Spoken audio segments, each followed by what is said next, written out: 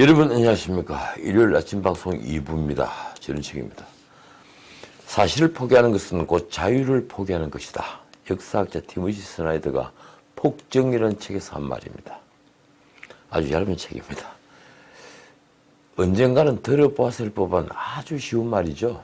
그런데 이런 쉬운 말을 하기란 정말 어려운 겁니다. 체화되어 있지 않으면 쉬운 말은 절대 쉽게 나오지 않기 때문이죠.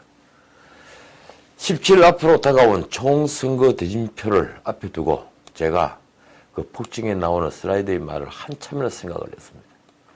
공동체를 위해 투신한 이 많은 사람들 가운데 목숨을 내놓으면서 사실을 지킬 사람이 과연 얼마나 있을까? 다시 말해 우리의 자유를 지켜주기 위해 진정한 희생을 치를 수 있는 사람이 얼마나 있을까? 공천은 끝났고 후보들은 등록했습니다. 언론은 이상한 데 관심을 갖고 있더군요. 세금을 누가 많이 내느냐, 아니면 누가 체납자냐, 누가 전과자냐. 그리고 언론은 역시 몇몇 선거구에 관심을 쏟고 있습니다. 정치판에서 힘을 가진 이들이 출마한 곳이죠.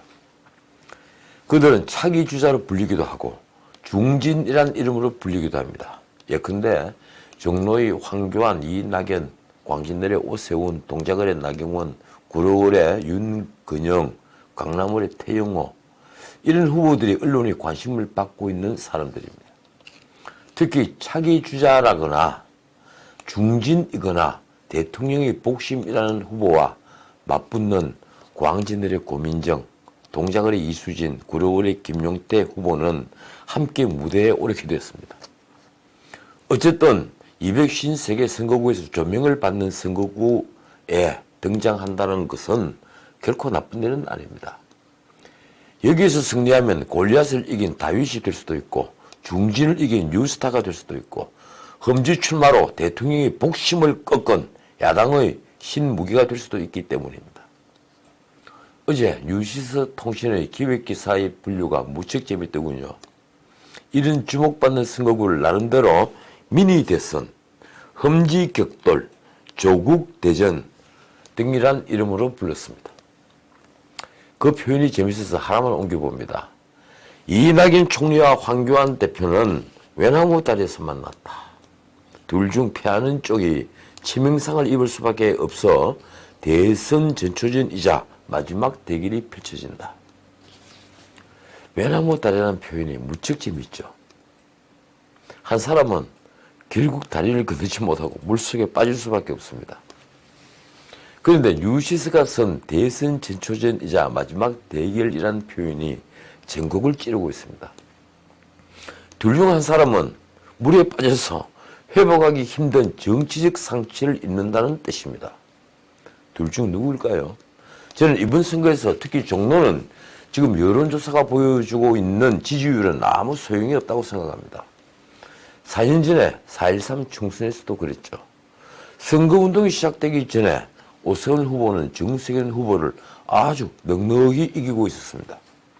그런데 분위기가 바뀌고 있었죠. 그걸 사람들이 잘 눈치채지 못했습니다. 당시 오 후보는 하락세였고 정 후보는 상승세였습니다.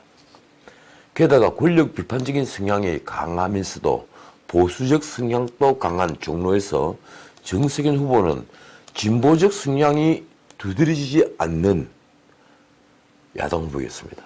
결과는 제가 여러 방송에서 한 예측대로 정세균 후보의 낙승이었습니다. 이 결과에 비춰보면 황교안 대표는 이낙연 총리를 역전할 시간이 충분합니다. 조국이냐 아니냐, 이 조국 내전으로 불리는 곳은 경기도의 두 선거구죠. 원래 조국 대 반조국, 조국이냐 아니냐 이 문제는 전체 선거를 흔들 그런 프레임이었습니다. 그런데 이 문제가 전체 선거를 어렵게 할 것 같자 민주당은 김남국 후보를 강서갑에서 빼내서 경기 안산 단원을에 통합당 박순자 의원과 붙게 했습니다. 결국 안산 단원을은 박순자 후보의 의사와는 아무 상관없이 조국 수호라는 구호가 선거 승부를 좌우하게 됐습니다. 대신에 조국 수호 문제는 그쪽에 국소적으로 처박힌 문제가 됐죠. 김남국 후보는 금태섭 후보의 공천을 둘러싸고 벌어진 내분 덕분에 적잖이 지명도를 높였습니다. 거물까지는 아니지만 선거를 하기 전에 실제보다 높은 비중을 가지게 된 겁니다. 언론도 이 지역을 박빙의 지역으로 보고 있습니다. 하나 분명한 건 김남국 후보가 승리를 한다면 아마도 민주당은 조국의 신원에 더욱 매달릴 거라는 사실입니다. 벌써부터 차기 주자는 살아있다는 말까지 나오죠. 설마 그렇게까지 되겠습니까? 많은 실제 상황이 그렇다는 겁니다. 그건 장기적으로 이 나라 진보 좌파들의 무덤이 될 가능성이 매우 높습니다. 과연 박순자 후보는 김남국 변호사로 상징되는 친조국 확정 편향의 상대를 이길 수 있을까요? 또 하나의 조국 내진 선거구는 조국 저격수가 된 통합당 주광덕 후보자의 대항마, 아니 표적 공천으로 민주당의 법무부 검찰개혁위원을 지낸 김용민 변호사를 공천한 경기 남양주 병입니다. 이 역시 민주당은 총력전 태세입니다. 그만큼 주광덕 의원은 조국 수호 세력을 포함해서 민주당에도 미운 틀이 단단히 박혔죠. 이 싸움도 주광덕 후보가 김용민 후보의 확정 편향을 얼마나 집요하게 공격하느냐에 승부가 좌우될 거라고 저는 생각합니다.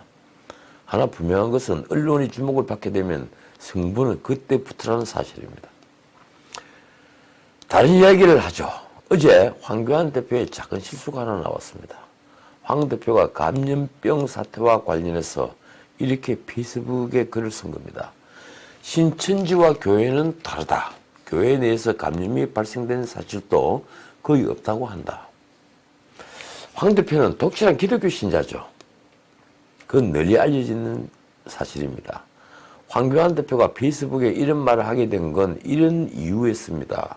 종교계가 전혀 협조하지 않은 것처럼 마치 교회의 집단 감염에 책임이 있는 것처럼 신천지 여론을 악용해 종교를 매도하는 건 잘못된 처사다.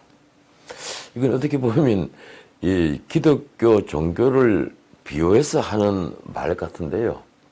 그런데 교회 내 감염이 거의 없다는 건 기독교를 믿는 신자 여부를 떠나 문제 있는 표현이었습니다.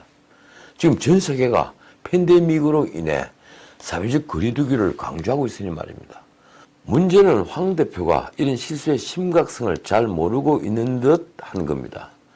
그래서 옳은 말을 해도 먹히지 않죠. 시민의 마음을 모르는 건 진영 논리에 스스로 봉쇄된 정치꾼과 광신도뿐이다.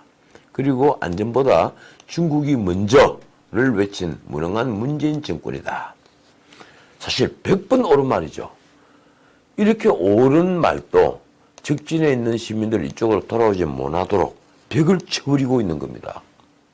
선거를 앞두고 편을 가른다는 건 대체로 도움이 되지 않는다는 사실을 황 대표가 왜 모를까요? 어쨌든 황 대표는 분위기가 이상하자 교회 내 감염이 거의 없다는 표현은 슬쩍 삭제를 했습니다. 그나저나 정부는 감염병으로 어려움을 겪는 소상공인들의 대출 신청이 그림이 떡이라는 비판이 마구 돌자 대출 신청의 출석 연도에 따른 홀짝제를 도입하기로 했습니다. 재밌지 않습니까? 대출 신청하는 것도 홀짝으로, 나 홀수니까 오늘, 너는 짝수니까 내일. 좀 웃기지 않습니까? 대출 공급 창구도 신용 등급에 따라 시중은행과 IBK 기업은행으로 확대했다고 하는군요.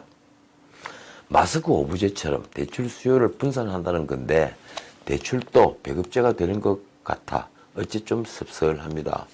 어쨌든 이런 돈 퍼붓기는 분명 여당에 일방적으로 유리한 선거를 만들 가능성이 있죠. 아니, 일방적으로 유리한 선거를 만들고 있죠. 저는 지금까지 살아오면서 선거 직전에 이처럼 정부가 서민들에게 선심성 행정을 펴는 것을 본 적이 없습니다. 그런데도 야당 어느 누구도 이를 비판하지 못하고 있습니다. 왜 그럴까요? 경제가 너무 어려우니 자칫 정부 비판이 역풍을 불게 할 수 있기 때문이겠죠. 정부가 퍼붓는 돈의 수혜를 받는 시민들이 그 돈의 의미를 알아서 제발 올바른 판단을 해주기만을 바랄 뿐입니다. 자, 오늘 얘기까지입니다. 오늘은 좀 소프트한 얘기만 올렸습니다. 일요일을 좀 쉬어야 되지 않겠습니까? 내일 뵙죠. 봄은 와 있습니다. 지금까지 진은책이었습니다.